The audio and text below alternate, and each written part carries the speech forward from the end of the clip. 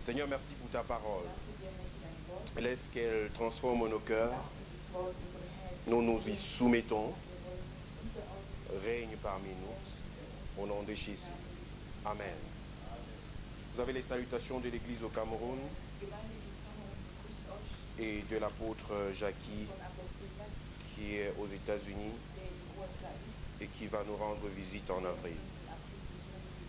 Deutéronome chapitre 3,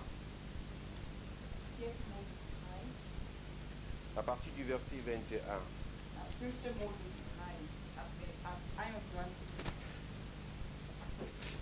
Le Seigneur veut dire à quelqu'un aujourd'hui, n'abandonne pas.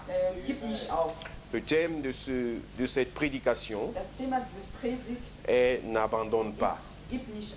Tu es un sacrificateur. N'abandonne pas.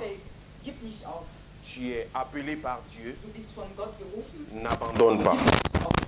Étant appelé de l'Éternel,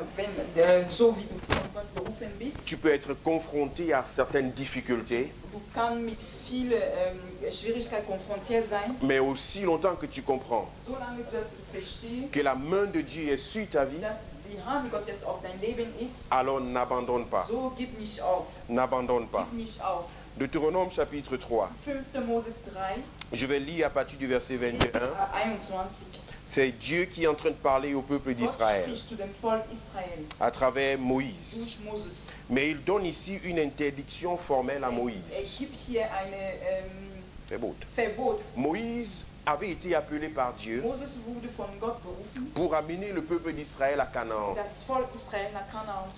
Et subitement, à ce niveau de son appel, il se retrouve devant une situation assez difficile. Là où Dieu veut fermer une porte pour ouvrir une autre porte. Et parfois c'est difficile. Lorsque tu es appelé de l'Éternel, lorsque tu es engagé sur le chemin du Seigneur, tu as une promesse dans ta vie. Tu as une destination vers laquelle tu te diriges. Et subitement le Seigneur te dit stop. J'ai quelque chose d'autre pour toi. Ou alors des difficultés se lèvent devant toi et tu ne sais plus comment avancer. Au verset 21. En ce temps-là, je donnais des ordres à Josué et je dis: tes yeux ont vu tout ce que l'Éternel, votre Dieu, a fait à ces deux rois. Ainsi fera l'Éternel à tous les royaumes contre lesquels tu vas marcher. Ne les craignez point, car l'Éternel votre Dieu combattra lui-même pour vous. En ce temps-là, j'implorai la miséricorde de l'Éternel en disant: Seigneur Éternel, tu as commencé à montrer à ton serviteur ta grandeur et ta main puissante. Car quel Dieu y a-t-il au ciel et sur la terre qui puisse imiter tes œuvres et tes hauts faits?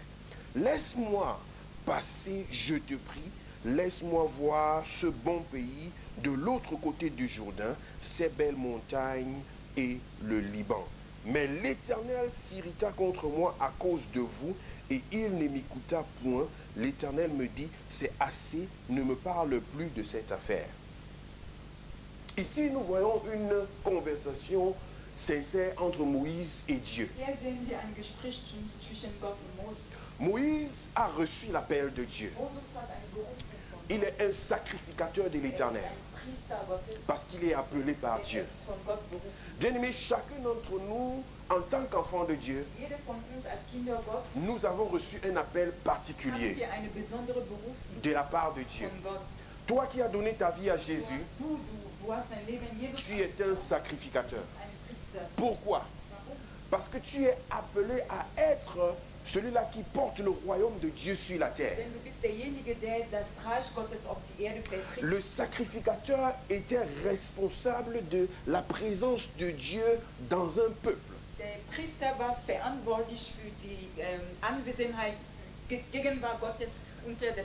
Il était celui-là qui amenait le peuple à recevoir le pardon de Dieu.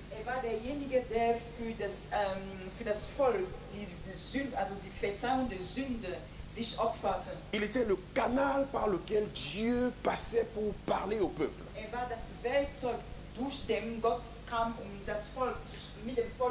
Et aujourd'hui, bien-aimé dans le Seigneur, le fait que tu as donné ta vie à Jésus, il décide de se servir de toi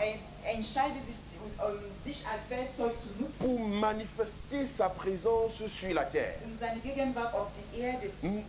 Nous disons, Seigneur, que ton règne vienne, que ta volonté soit faite sur la terre comme au ciel. Pourquoi? Parce que nous sommes les canaux par lesquels le règne de l'Éternel se manifeste.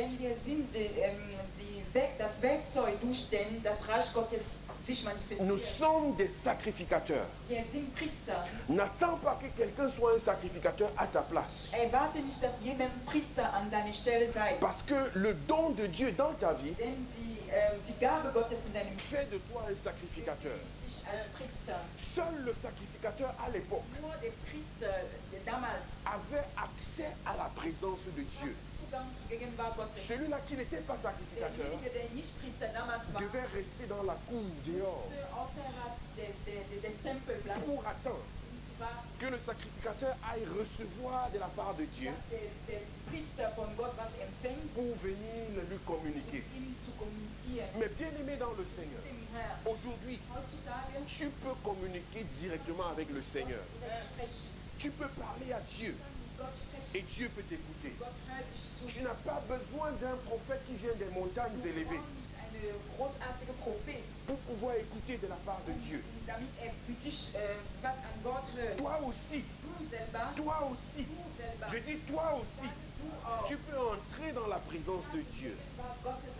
Tu peux t'approcher du Seigneur. Tu peux lui dire, Seigneur, me voici. Parle-moi. Je n'ai pas besoin que ce soit toujours les hommes de ce monde. Mais je veux t'écouter. Je veux vivre avec toi. Je veux être dans ta présence. Bien aimé, ça c'est une portion des Saintes Écritures. Et lorsque tu comprends cela, tu ne vas plus dépendre des hommes. Tu ne vas plus dépendre des individus. Tu recevras la bénédiction que Dieu a déposée sur la vie de certaines personnes. Mais tu auras aussi accès à la bénédiction directe que Dieu a prévue pour toi. Dis avec moi, je suis sacrificateur. Alléluia. Moïse avait reçu un appel particulier. Et cela avait fait de lui un sacrificateur. Il s'est levé pour faire sortir le peuple d'Israël, pour le ramener à Canaan. Il a marché avec fidélité devant le Seigneur. Il a payé le prix. Il a remporté des victoires. Dieu lui a appris beaucoup de choses sur son chemin. Il a vraiment traversé des situations difficiles avec le peuple. Et subitement, à un niveau de son appel, il se retrouve face à Dieu et il mène une conversation. Dieu lui dit, Moïse, maintenant je veux t'ouvrir les yeux pour la suite de mon plan pour ta vie. Je t'avais promis qu'avec toi, le peuple d'Israël entrera à Canaan. Mais maintenant, je te demande de choisir Josué. Il dit, en ce temps-là, je donnais des ordres à Josué et je dis, tes yeux ont vu tout ce que l'Éternel, votre Dieu, a fait à ces trois rois. Ainsi fera l'Éternel à tous les royaumes contre lesquels tu vas marcher. Ne les craignez point, car l'Éternel, votre Dieu, combattra lui-même pour vous. Moïse a compris ce que Dieu voulait pour lui. Et Dieu lui avait dit, à partir de ce niveau de votre marche, c'est là où tu vas t'arrêter. Et tu vas prendre Josué Tu vas lui communiquer toute la vision. Et tu vas le relâcher dans cette vision que je t'ai donnée. Moïse prend son courage et il explique cela à Josué. Et après avoir expliqué cela, il se dit à lui-même non. Ce n'est pas possible. Au verset 23, il rentre encore vers Dieu. Il dit en ce temps-là, j'implorais la miséricorde de l'Éternel en disant, Seigneur éternel, tu as commencé à montrer à ton serviteur que je suis ta grandeur et ta main puissante. Car quel Dieu y a-t-il au ciel et sur la terre qui puisse imiter tes œuvres et tes hauts faits? Laisse-moi encore passer, je te prie. Laisse-moi voir ce bon pays de l'autre côté du Jourdain, ces belles montagnes et le Liban. Mais l'Éternel s'irrita contre moi à cause de vous et il ne m'écouta point. L'Éternel me dit, c'est assez et ne me parle plus de cette affaire. Amen. Vous voyez que c'était difficile, n'est-ce pas? C'était difficile. Moïse a compris que ça c'est le temps de Dieu. Là où il a mis un point à cette direction. Il veut que je puisse passer le commandement. Mais c'était difficile, bien aimé. Parce que c'était tout l'essence même de la vie de Moïse. C'était ce pourquoi son cœur battait. S'il était capable même de tuer quelqu'un afin de faire sortir le peuple d'Israël de l'Égypte, ça veut dire qu'il était plein dans cette affaire. C'était ça son identité. Bien aimé dans le Seigneur, tu peux être sous un chemin, une conviction profonde, mais à un certain moment, le Seigneur peut venir devant toi et te dire, mon fils, ma fille, j'ai quelque chose d'autre pour toi. Je prévois quelque chose d'autre pour toi. Je veux t'amener à me découvrir dans d'autres dimensions. Je veux que tu me connaisses un peu plus. Je bénis le Seigneur. Parce que lorsque nous venons à lui, nous sommes transformés. Lorsque nous nous approchons du Seigneur, nous pouvons découvrir son amour qui transforme nos vies. Amen. Notre sœur Flora a témoigné ici tout à l'heure. Ça fait 3 ou 4 dimanches qu'elle nous fréquente. Elle ne s'était pas encore approchée d'une église depuis qu'elle est en Allemagne. Et le Seigneur parlait dans son cœur. Elle ressentait qu'il faut faire un pas de plus. Mais elle n'en avait pas eu l'occasion. Mais elle a reçu cette grâce de la part de Dieu de pouvoir bénéficier de cet amour et de cette présence du Seigneur. Et cela a changé le courant de sa vie.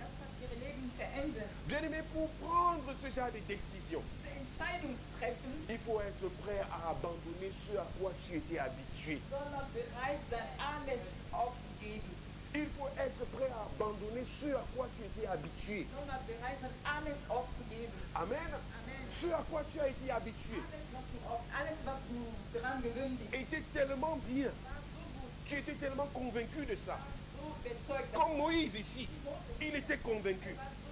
Il pouvait même lutter avec Dieu pour dire, Seigneur, cette affaire-ci, je ne peux pas laisser. Mais Dieu dit à Moïse, à partir d'ici, j'ai un autre plan, j'ai un autre projet. Amen.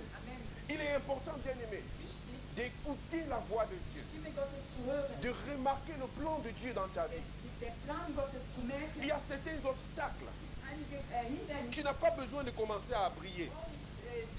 Tu n'as pas besoin de commencer à parler en langue. Tu n'as pas besoin de commencer à croire que c'est le diable qui est contre toi. À un certain moment, il faut te demander, poser la question. Dans quel temps je me trouve? Suis-je dans le temps de Dieu?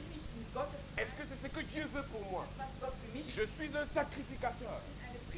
Dieu a ma vie entre ses mains.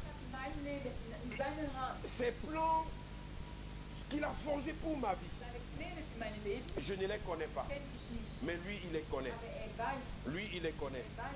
Lui, il les connaît. Alléluia. Regardez ce qui s'est passé dans la vie de Jean-Baptiste. Jean-Baptiste est venu pour préparer le chemin du Seigneur. Il est né 6 mois avant Jésus pour préparer le chemin du Seigneur. Pourquoi est-ce qu'il est venu? Pour préparer le chemin du Seigneur. Et lorsqu'il a commencé à œuvrer dans son ministère,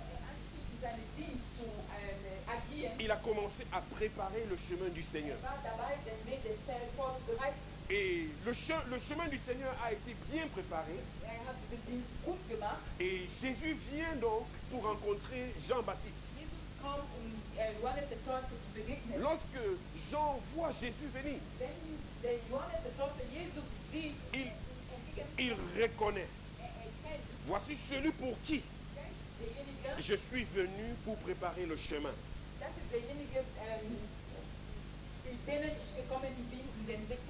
Dans Jean chapitre 1 verset 29, il dit voici l'agneau de Dieu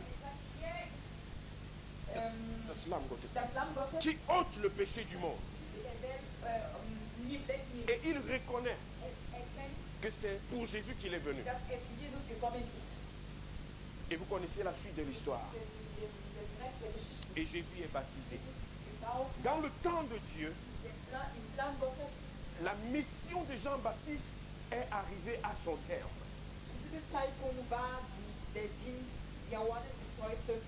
Pourquoi est-il venu? Pour préparer le chemin du Seigneur. Pourquoi est-il venu? Pour préparer le chemin du Seigneur. Amen. Et maintenant quand le Seigneur vient, qu'est-ce qui se passe? A-t-il encore besoin que le chemin soit préparé? Jean-Baptiste devait à partir de ce moment-là se tourner vers le Seigneur pour dire j'ai préparé le chemin. Maintenant tu es venu. Prends la relève. Mais la Bible nous dit que Jésus baptisait et Jean-Baptiste baptisait. Il entre dans la maison d'Hérode et il essaye de mettre toute la famille d'Hérode à genoux. Mais toi tu n'as pas le droit d'épouser la femme de ton frère. Et c'est comme ça qu'il se retrouve en prison. Et plus tard sa tête est servie dans un plat. Il y en a qui sont martyrisés pour le nom du Seigneur.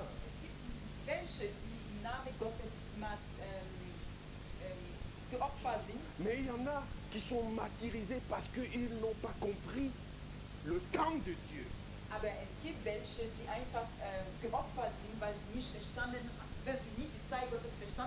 Le temps de Dieu pour ta vie est très important. Qu'est-ce que Dieu veut pour toi? Lorsque tu es en train de vivre là, est-ce que tu vis pour toi ou bien tu vis pour Dieu? Vous savez bien aimé, parfois nous croyons que nous vivons pour Dieu, mais pourtant nous sommes en train de vivre pour des choses qui nous plaisent. Non, j'aime tellement prêcher que je vais continuer à prêcher. Même lorsque Seigneur tu vas me dire que ça suffit. Ma chair est tellement, mon esprit est tellement dans cette affaire que je ne peux pas t'écouter. J'aime tellement servir. J'aime tellement faire ceci. J'aime tellement cet engagement que je deviens aveugle au plan de Dieu.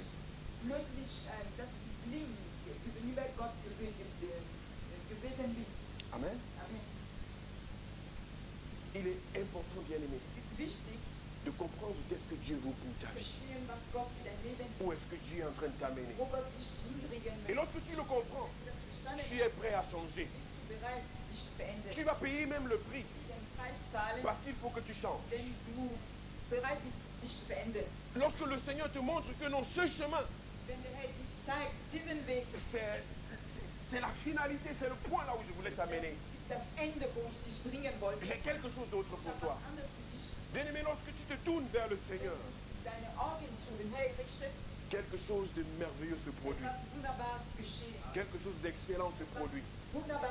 Parce que là, tu entres dans le plan même de Dieu. Tu entres dans ce qu'il a prévu pour ta vie. En ce moment-là, tu t'oublies toi-même.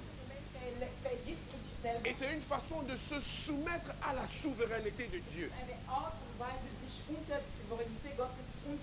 En ce moment-là, ce n'est plus toi, mais c'est Dieu. Tu dis, Seigneur, je t'ai donné ma vie. Fais de ça ce que tu veux. Même lorsque je ne comprends pas, je veux que toi tu t'en sers. Moïse était devant le Jourdain. Il savait que d'ici à là, de l'autre côté, se trouve la gloire. De l'autre côté, se trouve la bénédiction. De l'autre côté, c'est la finalité de tous mes efforts. Ma chair, ma volonté me dit, ce dernier combat, je dois le combattre. Cette dernière guerre, je dois la mener.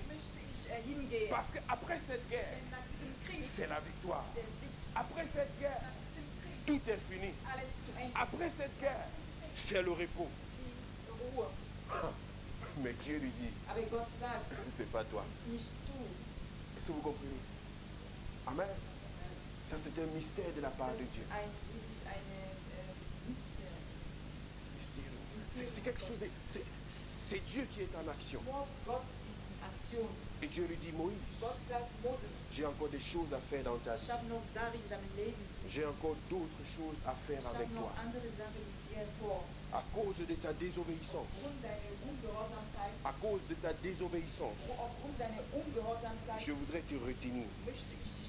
Parce que j'ai encore quelque chose à faire. Et je voudrais qu'une nouvelle génération se lève pour accomplir ce que j'ai promis d'accomplir avec toi. Vous savez, bien aimé dans le Seigneur, en tant que sacrificateur de l'Éternel, il est également important que nous puissions faire attention. Nous puissions faire attention à nos engagements. Nous puissions faire attention devant, n'est-ce pas, nos paroles et nos promesses. Parce que quelque part aussi, si nous ne sommes pas suffisamment attentifs à la voix de Dieu, suffisamment obéissants aux yeux du Seigneur, il est très possible que la désobéissance s'installe. Et lorsque la désobéissance s'installe, la destinée, n'est-ce pas, prévue par le Seigneur, nous pouvons passer à côté. Vous savez, nous sommes sauvés parce que nous avons donné nos vies à Jésus. Si tu as le Fils de Dieu, tu as la vie éternelle. Si Jésus vient maintenant, tu es sauvé parce que tu es enfant de Dieu. Cette parole est vérité. Alléluia. Mais vous savez, bien aimé, ce salut, tu dois le conserver. Tu dois garder le salut. Tu dois garder le salut. Tu dois travailler pour garder ce salut. Tu l'as reçu gratuitement. Dieu t'a sauvé parce que tu as donné ta vie à Jésus. Mais ce Jésus-là que tu as dans ta vie, tu dois le garder. Parce que si tu entres dans la désobéissance, tu risques de perdre le royaume de Dieu. Tu risques de perdre le royaume de Dieu. Peu importe combien d'années tu as déjà dans la foi, peu importe tout ce que tu as déjà sacrifié pour le Seigneur. Combien de veillées de prière tu as fait? Combien de jeûnes tu as fait? Combien de démons tu as chassés? Il est très important, bien-aimé, que tu puisses conserver ton salut. Afin qu'après avoir ouvert la porte à beaucoup de personnes, que toi-même tu ne restes pas dehors. Que la porte ne soit pas fermée. Que la porte ne soit pas fermée. Alléluia. Alléluia. Josué reçoit une mission particulière. Une mission particulière lui est donnée. Dans Josué au chapitre 3.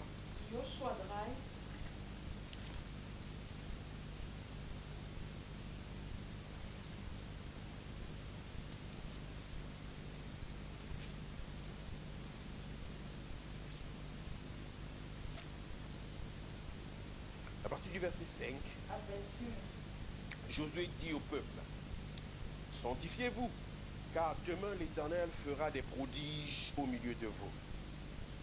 Et Josué dit aux sacrificateurs, portez l'arche. L'arche de l'alliance est passée devant le peuple. Ils portèrent l'arche de l'alliance et ils marchèrent devant le peuple. L'Éternel dit à Josué, aujourd'hui, je commencerai à te lever aux yeux de tout Israël, afin qu'ils sachent que je serai avec toi, comme j'ai été avec Moïse. Tu donneras cet ordre aux sacrificateurs qui portent l'arche de l'alliance. Lorsque vous arriverez au bord des eaux du Jourdain, vous vous arrêterez dans le Jourdain. Amen. Ici, Josué a pris la relève. Et il a décidé d'obéir à l'Éternel, d'avancer.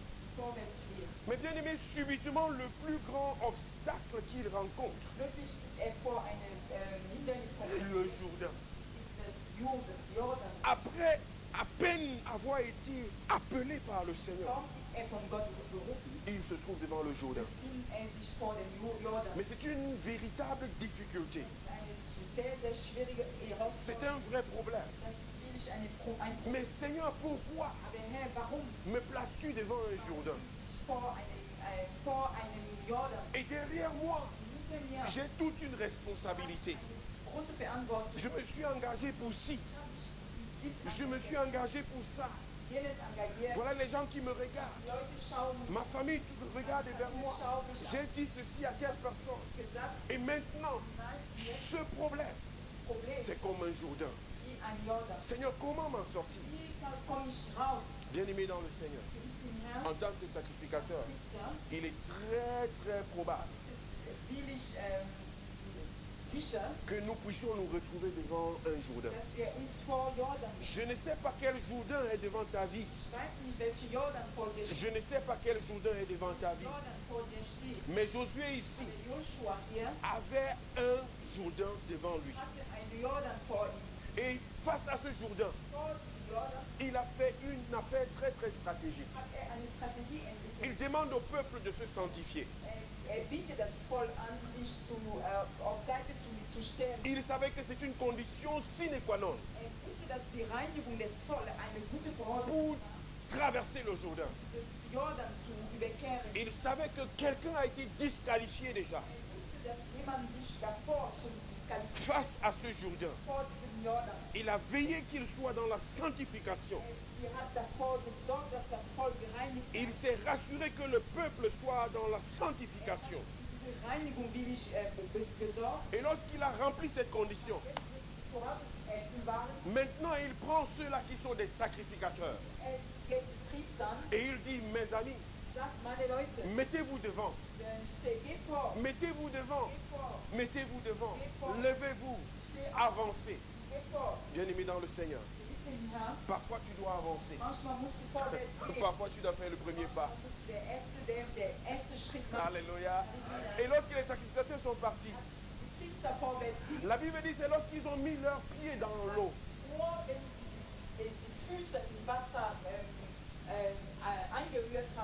Amen. Lorsqu'ils ont mis le